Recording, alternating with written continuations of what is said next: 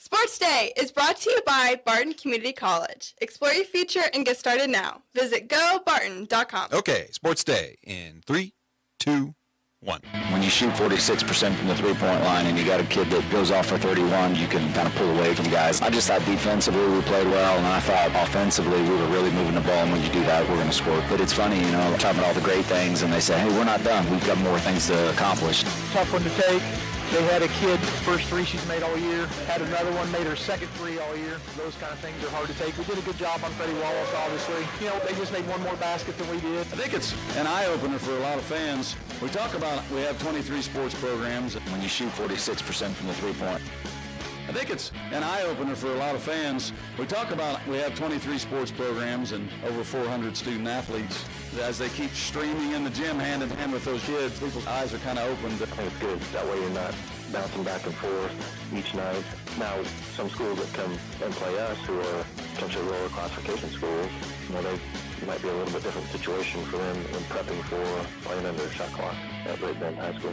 We're just getting ready for this game. I don't think last Super Bowl has anything to do with this game, just like last week doesn't have anything to do with this game. What's good about guys who have been here before, they can talk to the younger guys who are coming now and kind of tell them how they felt at that time. Kelsey, he understands. He has more freedom than anybody in the offense. He was a former quarterback, understands zone defenses, knows the windows that he needs to get into. But at the same time, usually if Patrick knows it's not going to be there, that's when you see Kelsey kind of slide back in.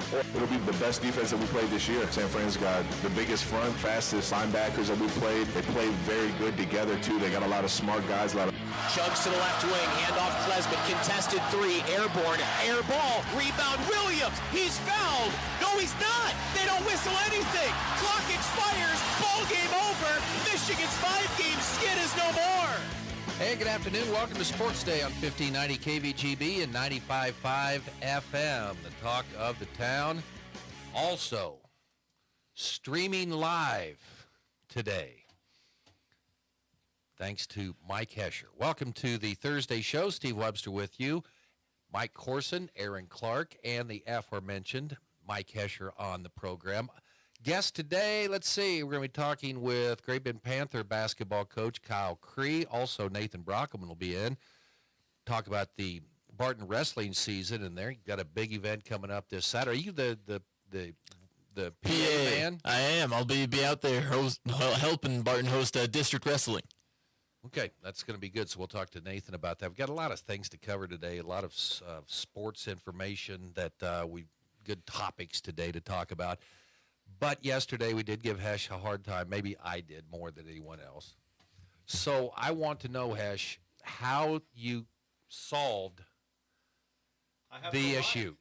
They didn't let me have a mic. Oh, yeah, what's the deal? Okay, I guess I'll share. Okay, here we go. This is how you find out what happened. I asked the assistance of the superstar Steve Webster, and he helped me track down the power supply because for the audio, the power supply had come unplugged. Wait a minute. So you knew the answer to that. So was that a pat on your own back? No, I didn't figure it out. I wasn't going to get underneath. There's too many wires. Hesh could have been electrocuted. I wasn't going to get under there. Hesh figured it out. I was just I'm looking at his soundboard here. All kinds of lights. So you're telling me there were no lights on this thing and you didn't know it was unplugged? Oh, I knew it was unplugged. I didn't have the assistance because, as Webby said, there are a lot of wires in there, and I couldn't find the cord for the power. I had to somebody pull on the cord or push it so I could see where it was. Yeah, it has someone there to crack the whip to get it in motion. Exactly. I'm very nimble. I can get it. Well, okay. And the streaming and the video, I don't know. It's just actually there was an internal mechanism that was in the wrong spot. So maybe my doctor told me last time I went in. And maybe it was done on purpose. I don't know. Well, obviously, I'm more helpful than these guys are. I was gone like a week and a half, and these guys are too important to, move a cord around for you, Hesh. I'm always here for you, man. Well, honestly, but though I don't know if I had time last week because when you're gone, I have my job and your job to do. And it's a busy week while you're gone, just so you know that. Okay, all right. I appreciate that. You guys want to chip in next time he needs a cord moved? I guess we'll have to ask. Okay, all right. We're back up and running. Thank you, Mike Hesher. Okay, sounds the past 24 hours or so. Man, what a year for the Barton Cougars. 22-1 now. and they're not even having close games now, at home against good teams. Maybe, come off, you get that big win at Cowley. You're back you're at the top of the standings. Okay, Butler comes in there. They're ranked number 20. Hang on and win 6-7, just win the game. And they blew them out, 93-71. Rig Maleeth with 31 points, career high last. It's a different guy every night. And, the best start since the 99-2000 squad began the year 31-1. It was kind of funny because at one point, maybe midway through the second half, Butler is kind of going on a little bit of a run. They scored a couple points in a row, and it's like, oh, man, maybe it's a little bit in doubt. And you look up, and Barton's still up by 12. And it's just they were on the money last night, like Coach Combs said. When you get the offensive output, 31 points from Ring Maleeth, and he's just been on fire recently. New career high for him, and he was getting it done in a lot of different ways. 7 of 10 from the 3-point line. That always helps in blowouts too. And it's impressive because you hear 7 of 10 shooters, so you might initially think, if you're not familiar with Barton basketball, that's got to be a little guy. But he's a 6'8" forward who can also take you off the dribble from the corner and finish with 2 hands at the rim. A lot of fun to watch Barton when they're rolling. Yeah, and Butler comes in, I think they had 6'10", 7 foot. So it looks intimidating when they step out on the court. Really not a factor, those two guys, I don't think. The 7-footer pulled down some rebounds, but he was really negated by Miles Thompson. Did an excellent job. He's my favorite player. Yeah, and he was just the defensively down low, being able to hang with the 7-footer. Admirable job there, and didn't allow him to really power through the game, kind of like Corson said. And you had the call there where, it's not called. Miles Thompson knows a little bit about that. He took some clubbings last night. And a couple rough ones, and he stayed there, and wasn't letting them get inside looks. They've got a good mix of guys like that. You got lunch pail guys. You got guys that get. Elijah Jones goes for his 8th double-double of the season last night. They've been so consistent all year. I just hope they can just keep that consistency.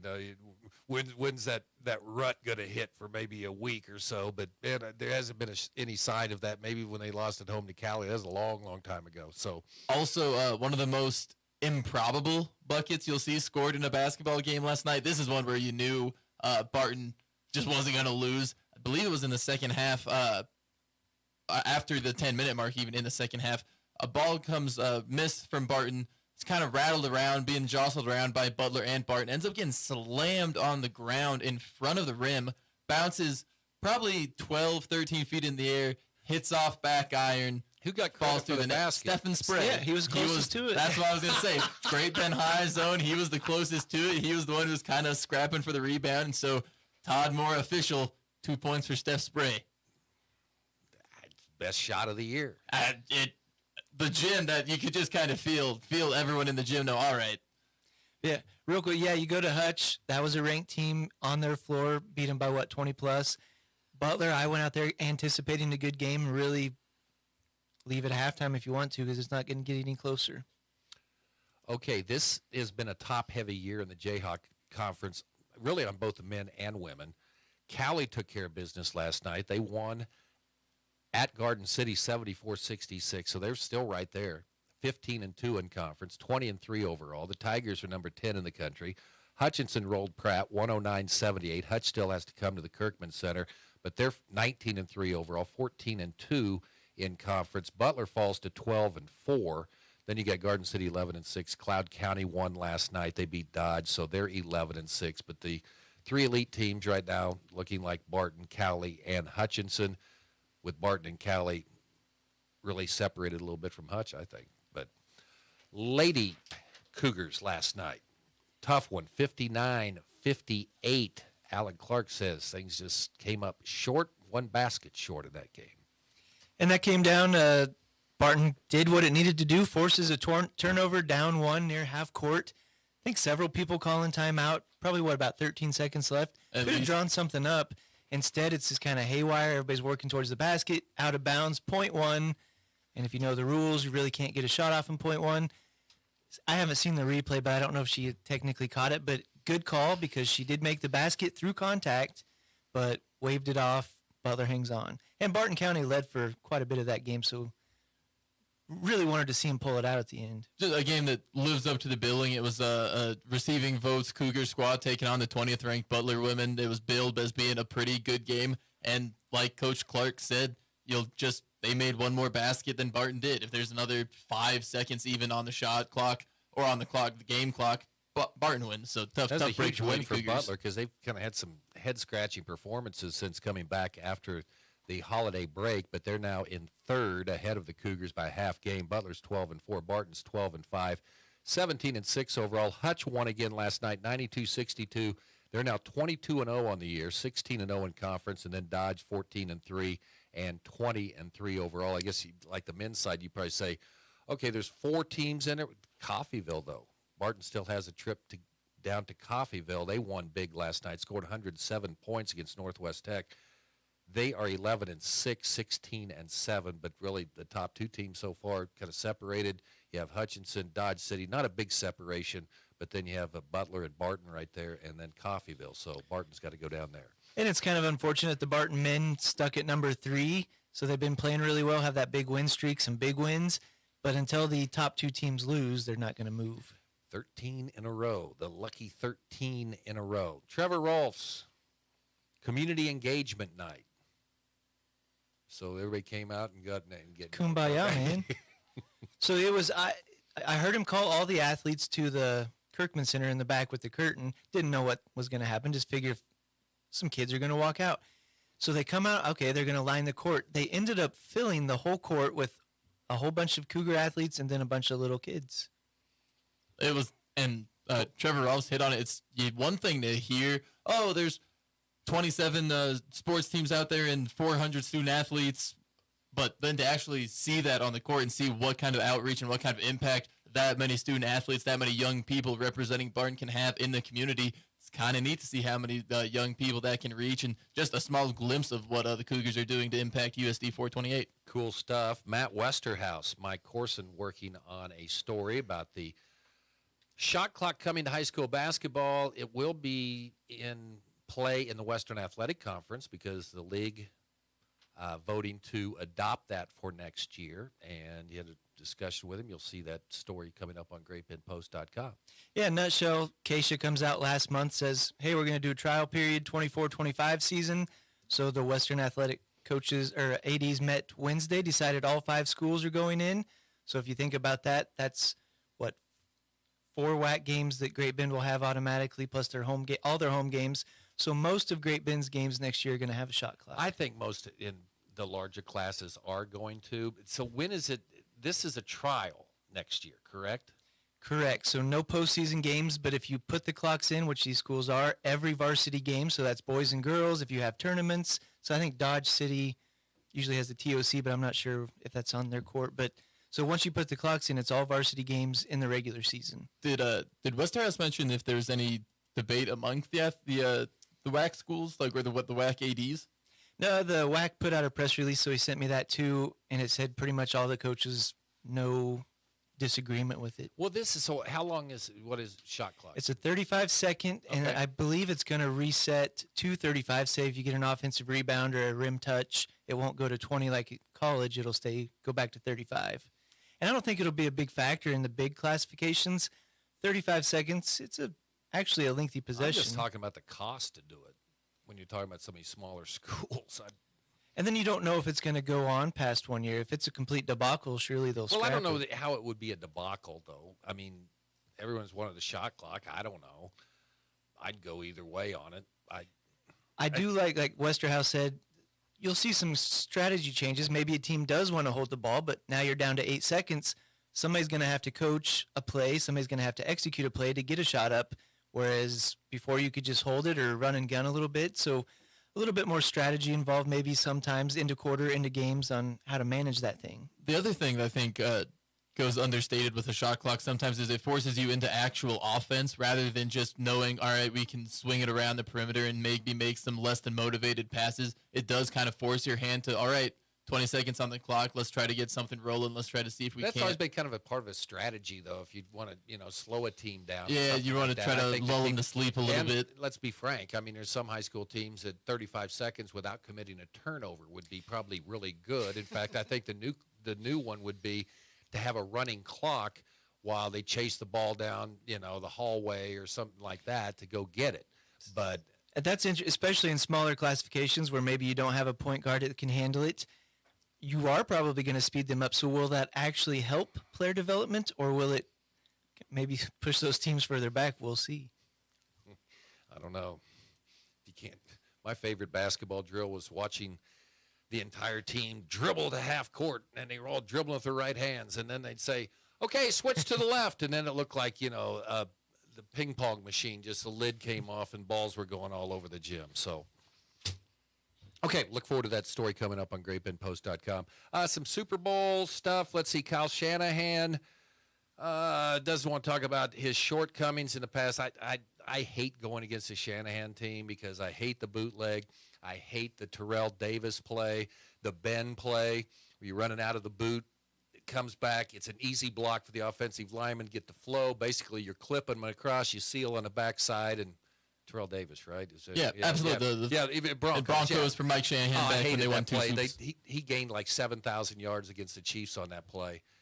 I love the boot action. I wish the Chiefs would use it more with Patrick Mahomes, but I don't like going. And we'll talk a lot of football coming up here in just a little bit after we absolutely kind of talk about that game. We can dive in more about just what makes it so hard to stop because, like you said, not a fun offense to go against. But if you have to choose the Chiefs defense, this is the year you want trying to have to stop it. Okay, former Chiefs backup Chad Henne, a little insight on what makes Patrick Mahomes, Travis Kelce go. They know each other so well. That's what happens if you're an 8-man quarterback. You get in the college ranks. You don't have anyone telling you, what's my key when I look for? So then the quarterback just tells the tight end, go down, turn 10 yards and turn around. Wide receiver, just go down, act like you're going deep, and turn around. I'll just throw the ball there. That's the best offense that you can have. And you hear a lot about how Travis Kelce is a former quarterback, and that plays into how he can understand how Patrick Mahomes reads the plays. So I'm curious, was Travis Kelce running around in high school making these Mahomesian plays, like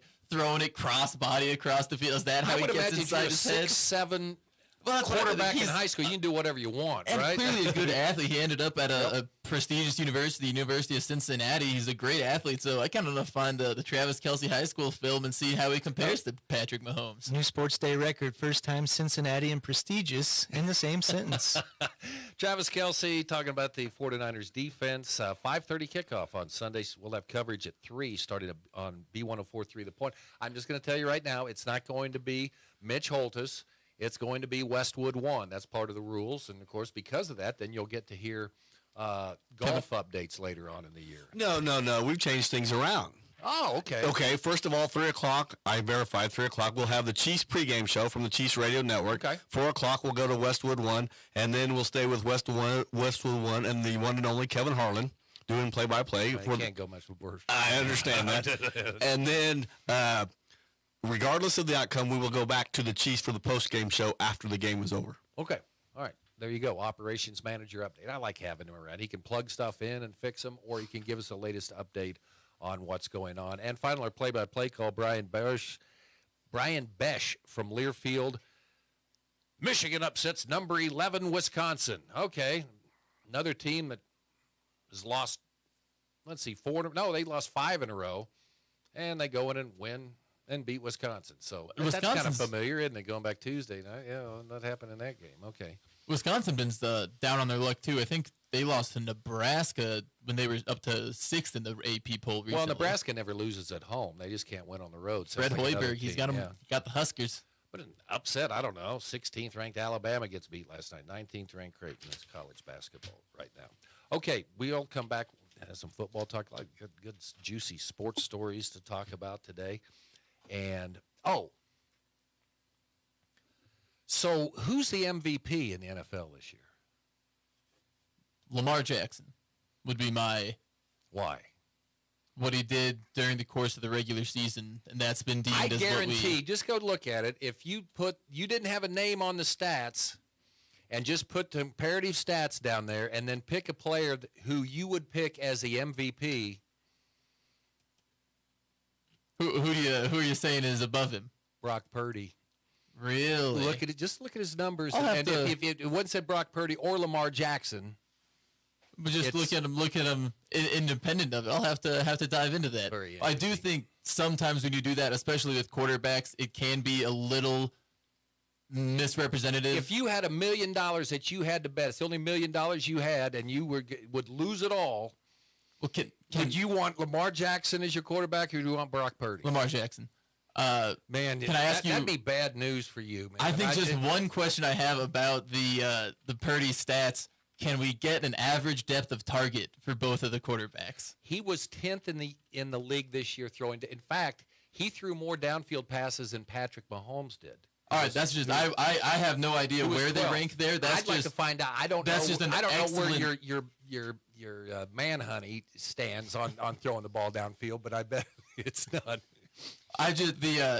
Wait, the guy I'm talking about still in the play. The guy I really like, and the guy that I said would never get there. So, yeah, okay, MVP. Zing. Your face is turning red. We'll have fun later. It'll be a good time. He took a long flight. He's been researching this stuff just so he can. No. Well, that's the thing. I can talk about anything. One more thing. The tiny bomber from La Crosse. Yes, so saw La Crosse boys beat Chase by 70 the other night, 92 or 3 points, 62 points at the half. So I was curious what happened with Lee Holopiric, the sophomore sharpshooter. 8 of 12 3-pointers, 27 3-pointers in his last 4 games, so that's about 7 a game. So he hit 12 of 17 in a game earlier this year. The state record, 2 kids have hit 13 in a game. The state season record is 111, and he's setting at 53. So big senior class this year, so he's probably not shooting as much as he will next year. How big is he? The last I saw, he was listed 5'4", 95 pounds. But he's not just a shooter. I did cut tape of him, and he turned out to be on several of the assists. So doing big things out there. Well, Playmaking. I just hear it now. Thank you for setting me up on that. Everybody in La Crosse is going to be burning across. They just said he's a 3-point shooter, nothing else. We are pumping this because this kid, sophomore, so yeah, I can't wait to see if this continues. Okay. I like statistical anomalies. Okay, Nathan Brockelman coming up next here on Sports Day, brought to you in part by the Marmy Auto Group on 10th Street in Great Bend and Equity Bank, more than 40 locations throughout Kansas, including Great Bend, Larned, Maxville, and St. John, equitybank.com, and Next Tech Wireless. Experience wireless built by Kansans for Kansas. More Sports Day after this. When it comes to car maintenance, it's good to know a local guy that can get things done. The Eller family has been in the auto repair business in Great Bend forever. Greg Eller continues that long tradition of helping people. Eller Automotive Repair specializes in wheel alignments, oil changes, and general maintenance for all makes and models of cars and small trucks. Open 8 to 5 Monday through Thursday, 8 to 4 Fridays. Eller Automotive Repair at 915 Morton, right behind Great Bend Appliance, Furniture, and Sleep Source, 10th and Morton. Extend the life of your equipment with the best warranty program and risk management tool in the agriculture industry. The Cenex Total Protection Plan covers new and used equipment. Receive up to 10 years or 10,000 hours of engine coverage when you use Cenex Ruby Fieldmaster premium diesel fuel and synthetic lubricants. With no deductible, the Cenex Total Protection Plan provides unmatched coverage to give you the power you need to keep your business running like a well-oiled machine. Contact American Plains Co-op Fuel Department in Great Bend, your certified Cenex distributor today. Hey everyone, this is Cole Wright, voice of the Barton Cougars. Attending sporting events for Barton Community College is great, but did you know you can support the athletic teams even further by getting involved with the Cougar Booster Club? The Boosters help with fundraising for equipment and facility upgrades to give Barton athletes every opportunity to keep succeeding at the regional and national levels.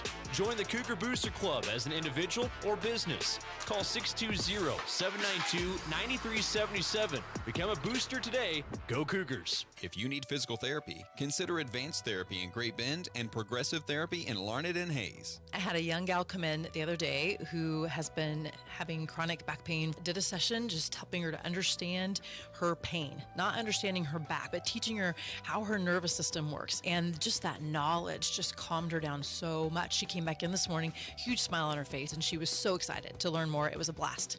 Call Advanced or Progressive Therapy and Sports Medicine to explore your treatment options and get your life back. Sports Day is presented by Barton Community College and the Cougar Athletic Department. Sports Day on 1590 KVGB and 95.5 FM. Hey, we're talking about wrestling. Why are we doing that? Okay, well, we have Nathan Brockelman in with us. Welcome back to Sports Day. And Nathan Brockelman, head coach of the Barton Cougars, is in. And You know, we always start this stuff and, okay, get the season going on, and, okay, we got the first match. Okay, then we go to the Christmas break, and then you come back, and then we're looking at February 10th and big meet, wrapping up the season, and hopefully some guys moving on. But tell me about the big event Saturday at Barton Community College. Yeah, we're hosting the South Central District National Qualifier. It'll start at 9 o'clock on Saturday. There's going to be a lot of good wrestling, a lot of local kids, a lot of Kansas kids. Basically, our conference is the KJCC. And then you add in northeastern Oklahoma and Carl Albert State down in Oklahoma. And, so a lot of area kids that'll be out here, and there's going to be a lot of good wrestling. It's our conference, our region's by far one of the top regions in the nation, from what I've been told. I haven't got to witness it yet, obviously. But if you just look at it on paper, I know the rankings. I put out a post with some rankings of all the individuals coming, all the teams coming, and they're about a month old, and the new rankings, they come out on the 9th.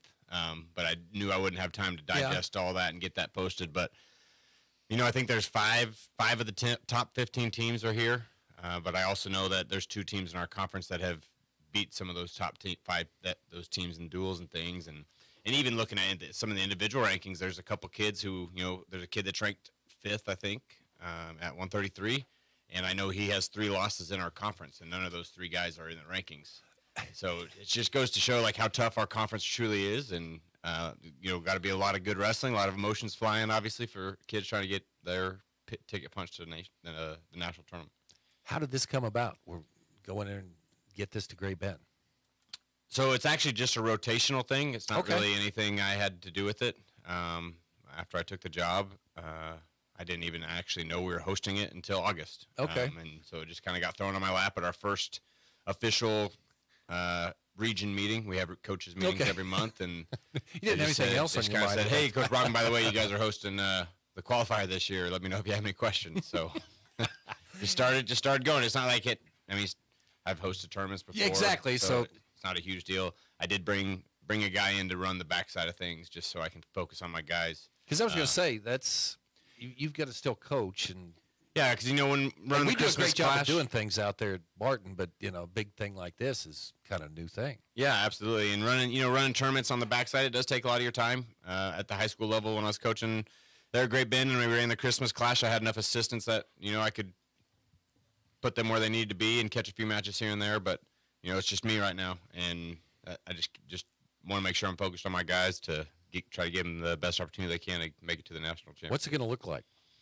We'll start at 9. They're going to be 16-man brackets, but there is only 10 per max. That could be max, so there's going to be a lot of buys in that first round. We'll run 2 mats right there in the Kirkman.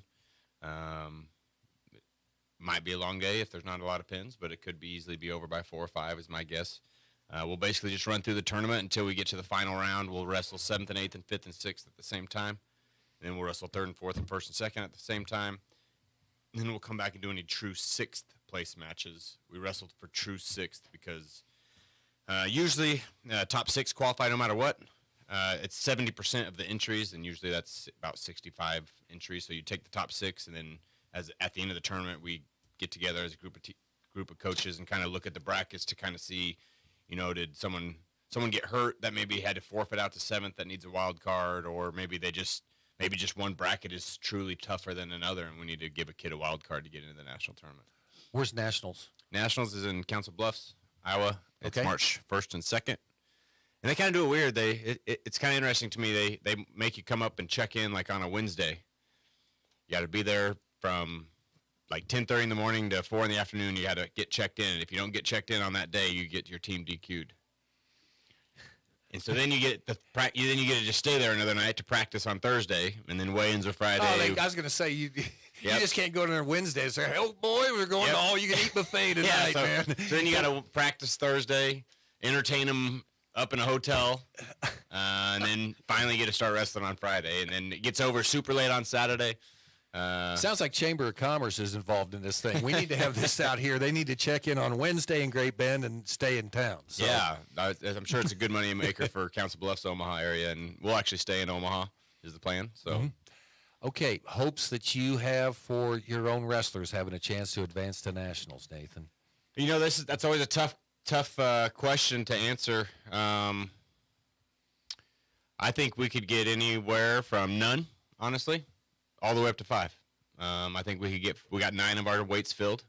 And I'm not saying we couldn't take all 9 either, but realistically, anywhere from nobody getting qualified, which would be a pretty bad day, but it could happen, especially with how tough our region is. But I think we could get up to 5. If we got 5 guys in the into the national tournament this year, I'll have a huge smile on my face next week. We'll have plenty to talk about, I can tell you that. Okay. As you got your first collegiate coaching win last week, I know there's many more to come, and I know you wanted maybe to come sooner, but congratulations on that. Thank you. I appreciate that. It felt good to be on the other side of a beatdown, I guess you could say. Well, we're going to turn that around. So at this stage, you get going on, and does it work well as far as, because we're going to get into regionals and state wrestling as far as recruiting goes, on how the window goes for competing at the junior college level? I actually love the fact that our national qualifiers this early. We got 3 weeks to, if a kid get banged up, they can get some 3 weeks to maybe heal up a little bit, but then at the same time, it gives us the opportunity to go out and watch some regional tournaments, catch the state tournaments, still be here practicing, obviously, but kind of float back and forth to where you need to be. Send some of the guys out to maybe some of the regions where some of their buddies are at to try to help recruit as well. Okay, of course, you're right here. A lot of these wrestlers wrestled for you, Great Bend High School. What about the boys' teams and the girls' teams right now? They still both have very good chance of doing things that they should be doing. The boys they're kind of been up and down this year, and went and watched them up at Phillipsburg, and they wrestled pretty well up at Phillipsburg. Hopefully they can just continue that momentum, and hopefully have a team trophy in their future. And I mean, winning the state championship is definitely not a picture for them. It's a pretty tight team race in 5A. I'd say any one of those teams, 1st through 8th ranked, when you look at those rankings, have a shot at winning the state championship this year, which is unusual. Usually, just a couple guys, but they're looking tough. On the girls' side, I haven't obviously been able to catch the girls as much. Been able to catch them at their home duels, and they got some things that they need to work on and get a little tougher a little bit. And this is the time of the year where everyone's a little bit banged up, everyone's a little bit tired. You just got to go up and show out. Okay. Well, good luck this weekend. And again, matches start at 9. Matches start at 9. I think they'll open the doors at 8. Okay. Sounds good. Nathan, appreciate you coming in today. Nathan Brockelman, wrestling coach at Barton Community College here on Sports Day. We'll talk a little Great Bend Panther basketball. Head coach Kyle Cree stopping by right after this. Community bankers should actually know your community. Hi, I'm Zach Strite, commercial lender for Equity Bank. As someone who lives here, I know many of you, and I know what's important to you. I've been in the industry a long time, and I've helped many navigate through financial challenges and lead them to financial opportunities. I believe that people bank with people. I'd like to invite you to stop by one of our region's 5 locations and meet our friendly, helpful staff. Let us show you our commitment to serving you and our communities. At Equity Bank, we're right here beside you. Member FDIC. The need for nurses is constant. Barton Community College offers practical and registered nursing programs in Great Bend and Pratt. The affordable and challenging coursework is taught by experienced instructors who care about you and have a passion for teaching. Get hands-on training for this high-demand field with state-of-the-art simulation labs and on-site clinicals. The application deadline is March 1st. Apply online at nursing.bartoncccc.edu. It's time to talk Great Bend High School basketball with head coach Kyle Cree on Sports Day. Welcome to 1590 KVG and 95.5 FM for Sports Day. It's Aaron Clark reminding everyone that Sports Day is brought to you in part by Equity Bank. We're right here beside you, equitybank.com. Sitting down now with head coach of the Great Bend Panther basketball team, Kyle Cree. Coach, coming off of a big whack win over Dodge City at the Panther Fieldhouse on Tuesday. Evens up your record in the conference at 2-2 overall. Tell me, how are you feeling? You've had a little bit of time to digest that film. What are your first impressions coming off of a win over the Demons? I think the guys did a great job sticking to the scouting report and being coachable and stuff like that. We did a great job attacking the paint, and I thought we did a good job of kind of playing inside out basketball. Taking a look at some of the individual scoring numbers for players. Two young Panthers setting career-high nights. Ian Creamer doing it for the second time in 3 games, 31 points. The first time at Hayes, this time coming at home against Dodge City. And Jacob Hall, another sophomore, he a career high with 17. When both of those guys are rolling like that, makes your squad pretty tough to beat. Yeah, I'm sure for opposing teams it's hard to defend him too, because both those guys play inside and play on the outside. And I thought Jacob did a great job and scored 17, but I think he probably could have scored over 20. I think as a team we had 52 points in the paint, which if you get 52 points in the paint, that's pretty impressive. And I thought our guys really excelled in the paint. Talking about points in the paint, it's actually a trend that's been on the uptick since your last game against your upcoming opponent, Garden City. In that game against the Buffaloes, you had 30 points in the game, or 30 points in the paint, excuse me. Since then, averaging 44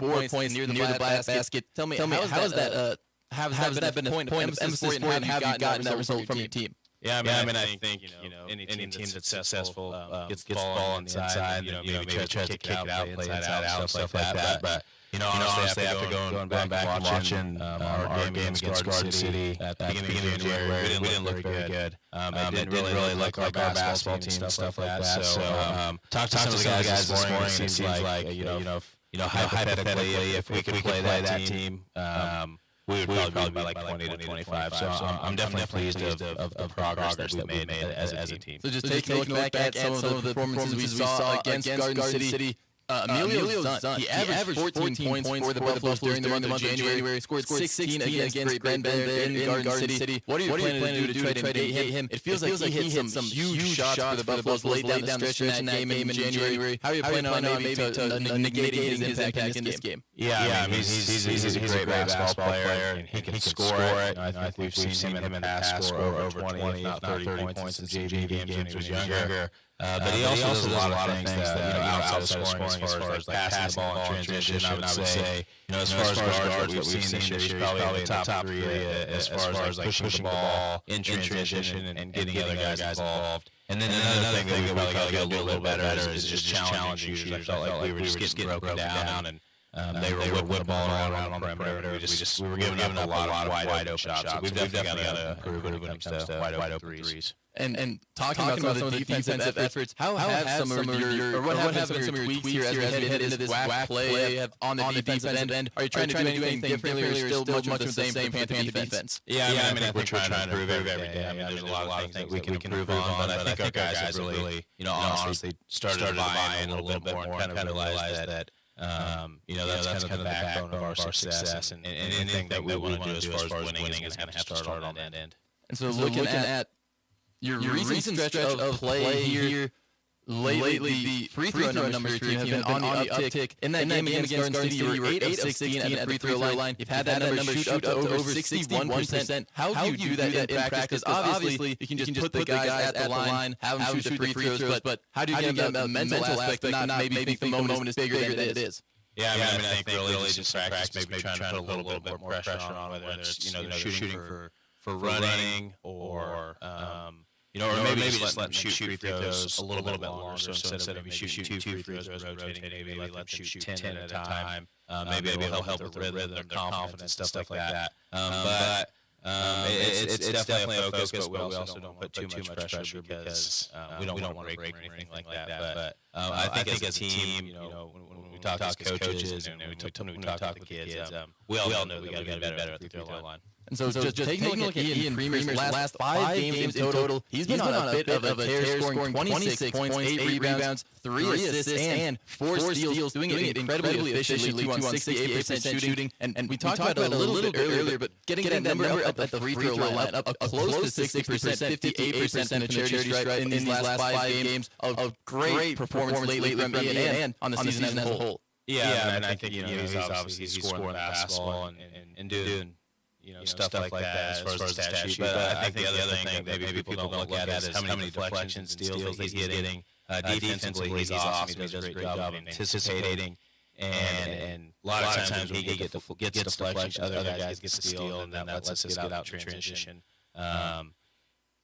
He kind of does everything. And as far as scoring, I don't think at any moment he's trying to do too much. He is a pretty good passer, and I think at the end of the night he's trying to win. So he's definitely getting a lot of stats and stuff in the stat sheet and stuff like that. But there's a lot of things that he does outside of just scoring. He lets the game come to him, and it seems like that's something that a lot of your players do well. They don't get into the habit of jacking up bad shots. How do you preach that, and how do you instill that mentality into your fellas? Yeah, I mean, they hear it on a daily basis. We want our guys to shoot, high quality shots and high percentage shots. So if somebody's in your face or you're shooting it from 25 feet out, I mean, that's probably not a high percentage shot for high school basketball. So I think all of our guys have kind of learned, and I definitely lean on our assistant coaches. When we talk about taking good shots, I mean, it seems like those three guys are probably the ones yelling, that's not a good shot, or take a better shot, or something like that. So, it's a total team effort, and it's just something that you gotta focus on every day. What does having the consistency among your assistant coaches? You've had the same group of fellas the entirety of your coaching tenure here at Great Bend. What does that do for you in terms of getting those players, getting players on the same page? Yeah, I mean, it's huge and it's critical because those guys are going to say the same thing that I would, and vice versa. So anything that they say to the guys, it's the same message that I would have. So we've got 3 assistant coaches that have all been successful in basketball and other sports and stuff like that, and it helps with team chemistry a lot. So we spend a ton of time together, and if I try to do it all on my own, it would probably get pretty ugly. So I'm super thankful for those guys and the time and the effort that they put into the team, and most importantly, the time that they spend away from their own families. It's head coach of the Great Bend High Panther boys, Kyle Cree here. Coach, heading into a matchup with Garden City on Friday, you dropped that one in Garden City. How does that impact you preparing for this game on Friday for the Buffaloes coming into the Panther Fieldhouse? I mean, I don't know that it necessarily changes anything as far as preparation and stuff like that. Maybe it's just, me personally, just a little more like burning desire to make sure that we put a little better product on the court and stuff like that. But I think we're all excited, and we don't necessarily like anybody in the WAC, but I think when you think Hayes and Garden, Garden's right up there with Hayes as far as rivalry. And it seems like that's been maybe not a super recent development, but that rivalry's been heating up a little more in multiple sports these recent years. What have you seen on this end in the basketball court, or on the basketball court rather? Well, I think just from the past few years, they've just been so good at basketball. When they had the Weesey kid and Steinmates and stuff like that, but they've always got good athletes and they got good coaching, and it's a challenge. So, and I think that's what it's about. So, and we get to see them twice a year, and we see them in every sport. So, we're just familiar with them, and it's kind of what high school basketball is all about. You mentioned Hayes High sitting at 4-0 in the WAC, but they are coming off of a loss against McPherson, so they are a beatable team, hoping that you can maybe get some luck there and still try to fight your way to a WAC share of the WAC crown down the stretch. Yeah, with no doubt about it. We're aware that we've got to beat them when we play them again. We need some help from somebody else in the WAC. And, Hayes, as much as we don't want to admit it, they're probably always going to be good at basketball.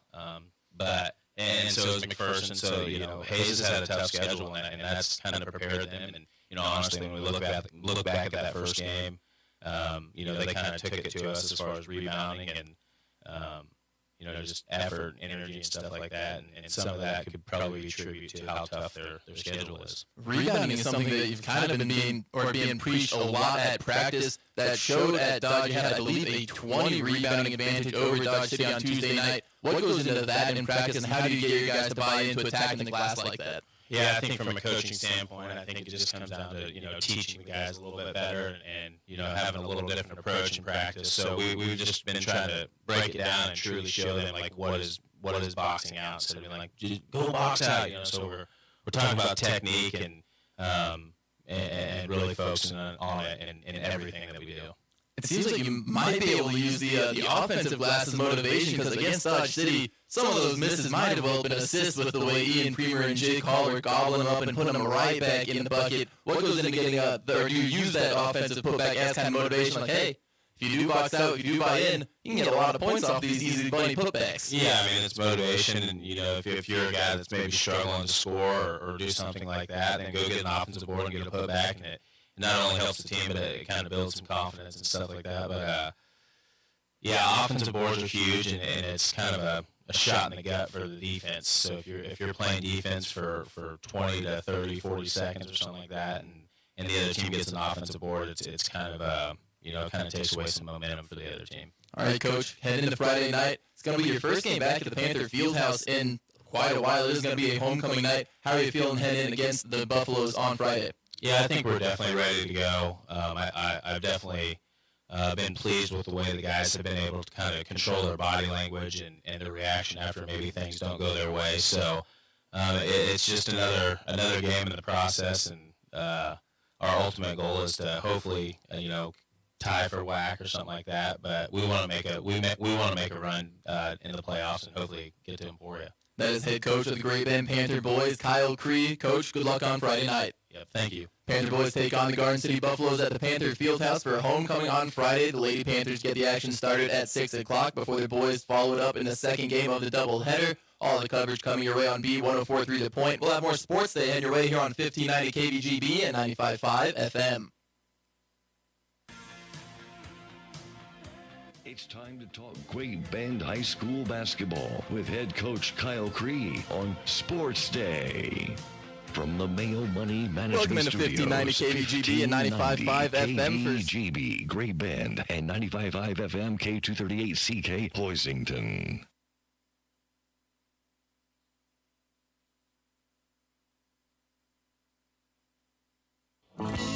Marmy Auto Group makes it happen.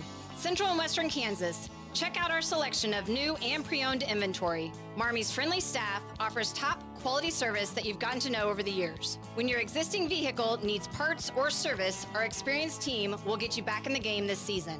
Marmy Chevrolet, GMC, Ford and Chrysler, Dodge, Jeep Ram, parts, service, and body shop. Visit Marmy Auto Group on 10th Street or marmys.net. Marmys, make it happen. Community bankers should actually know your community. Hi, I'm Sean Powelson, president of your local Equity Bank. As someone who lives here, I know many of you and I know what's important to you. I've been in the industry a long time and I've helped many navigate through financial challenges and lead them to financial opportunities. I believe that people bank with people, so I'd like to invite you to stop by one of our region's 5 locations and meet our friendly, helpful staff. Let us show you our commitment to serving you and our communities. Because at Equity Bank, we're right here beside you. Member FDIC. Are you unhappy with your current wireless provider? Well, what are you waiting for? Make the switch to Nextech Wireless. Not only will you get great service and the latest devices, but when you bring your number to us, you pay nothing down. That's right. The taxes and activation fee are on us. Certain restrictions apply. Nextech Wireless. Home on the range.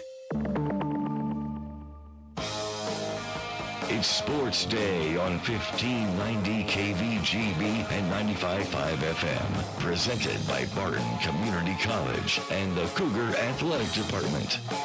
Welcome back. Sports Day here on KVGB, brought to you by Eller Automotive Repair, a local mechanic that can help behind Great Bend Appliance, Furniture, and Sleep Source, and Venture Corporation, reminding you to help a neighbor shop local when you can. And the Barton Cougar Booster Club continue their efforts to make the Barton Athletic Department the best in the country. WAC swimming taking place today, Mike Corson. It is. Yeah, we'll try to get those results up. Still, okay. So we're down to the end of the season, and we still need some state consideration times, and I think she was hopeful that they would taper off and come back strong this week. Last we heard, I think it was last week on the Prowl, she was talking about how they're going to be taking a little bit of a lighter approach to the week leading up to WAC. They can be fully rested. Several of the Panther swimmers just like within half a second or a second of meeting one of those state qualifying times. So maybe you get the juices flowing for WAC at home in the home pool and receive some qualifications.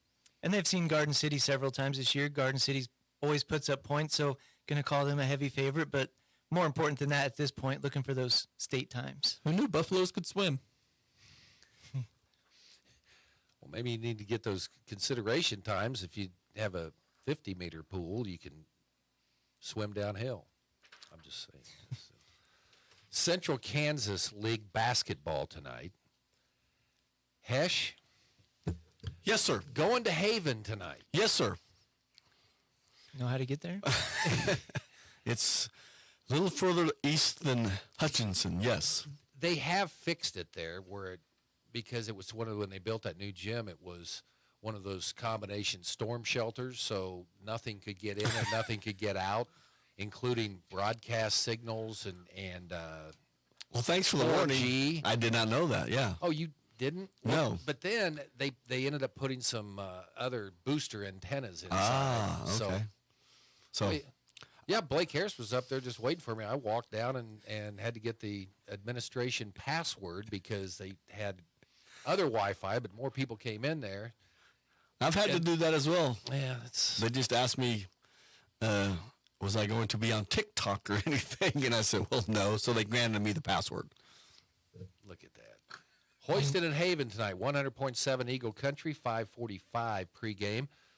The Eagle Radio ESOP is in good hands today. Larned plays at home tonight. I don't assume that Buddy and Gary would travel to Hayes for their post-game meal tonight.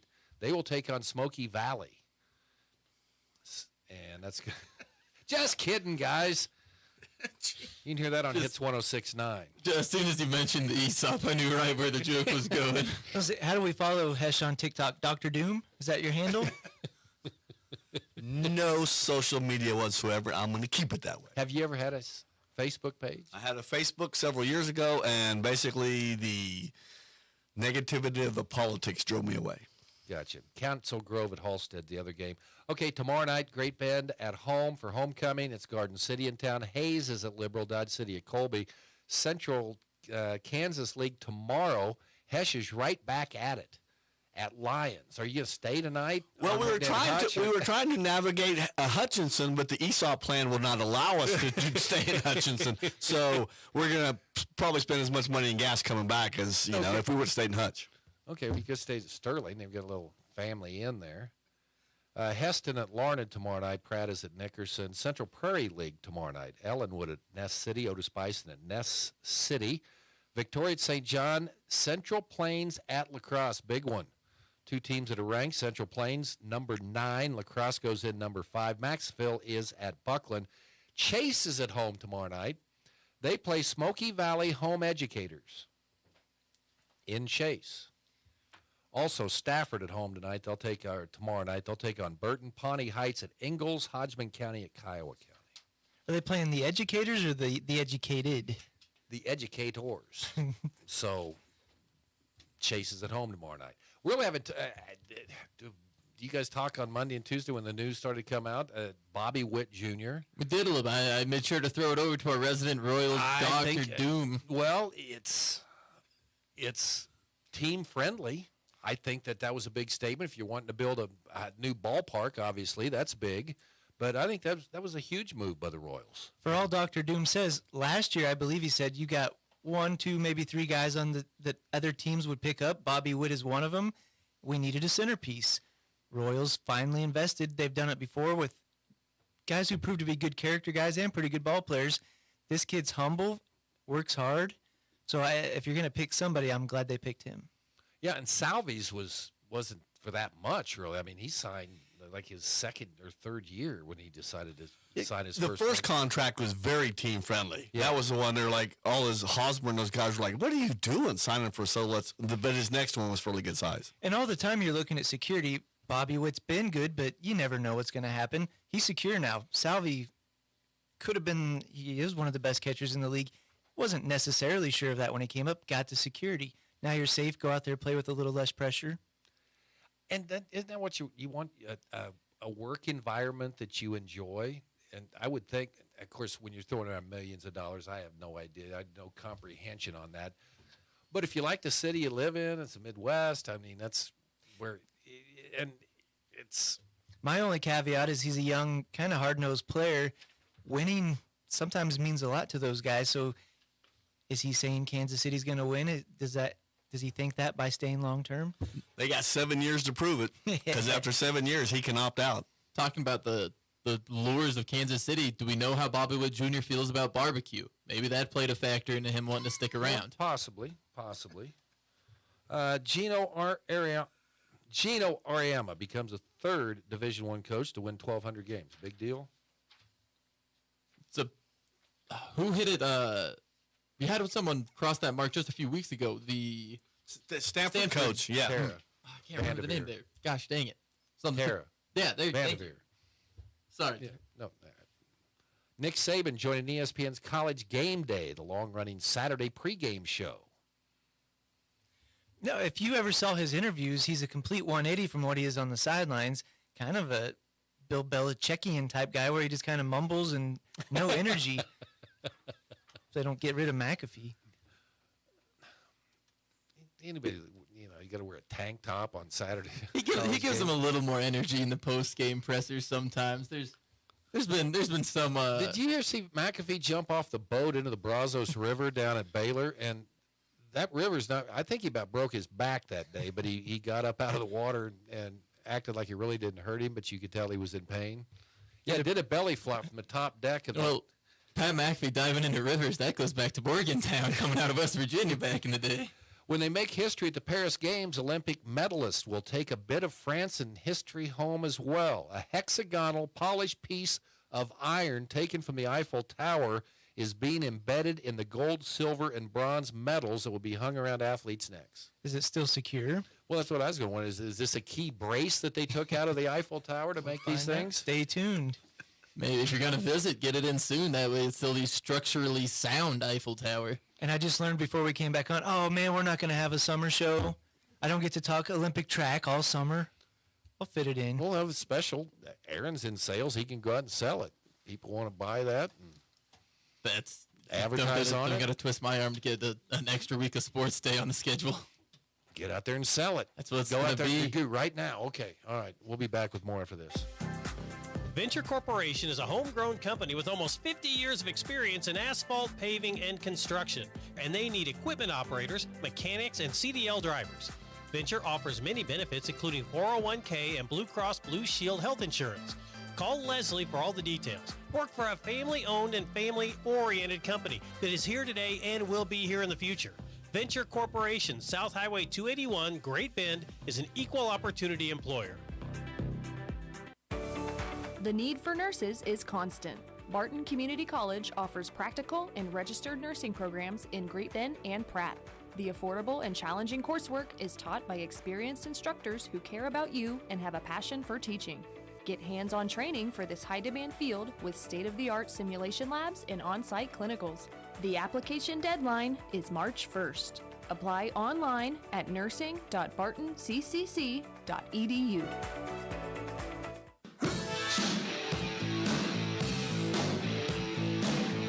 Now, in its second decade, it's Sports Day on 1590 KVGB and 95.5 FM. Yeah, since 2011, they've tried to get us off. The Cougar Athletic Department. Also in part by the Great American Plains Co-op Bulk Fuel Department, your certified Cenex lubricant dealer, and Advanced Therapy and Sports Medicine. Get your life back. Okay. I'll say the most offensive thing I've heard on the show since I've been on Addicted to Love just now. Really? I thought he was going to bring up me calling Cincinnati prestigious again. Well, that's that. Okay. Travis Kelce in high school. What high school was he at? He was a Cleveland Heights High graduate. He was an All-Lake Erie League quarterback for the Heights after totaling 2,539 yards of total offense as a senior. Kelce collected 1,016 rushing yards, 10 touchdowns, 1,523 passing yards on 100 of 3 on 198 attempts, 21 scores, 8 interceptions in 2007. Those stats courtesy of the Great Bend Tribune's Jim Masunis. Okay. Well, our NFL discussion will have to wait till tomorrow. The one thing that really it's really weird. Well, what's going to determine the game? Well, the guys in the trenches, and we can't have turnovers. Turnover differential. 49ers are minus 10. The Chiefs are minus 11. Last two teams standing to go to the NFL. Pretty good number to have there, being negative in that margin. Yes, it's incredible. All right, talk to you tomorrow on Sports Day.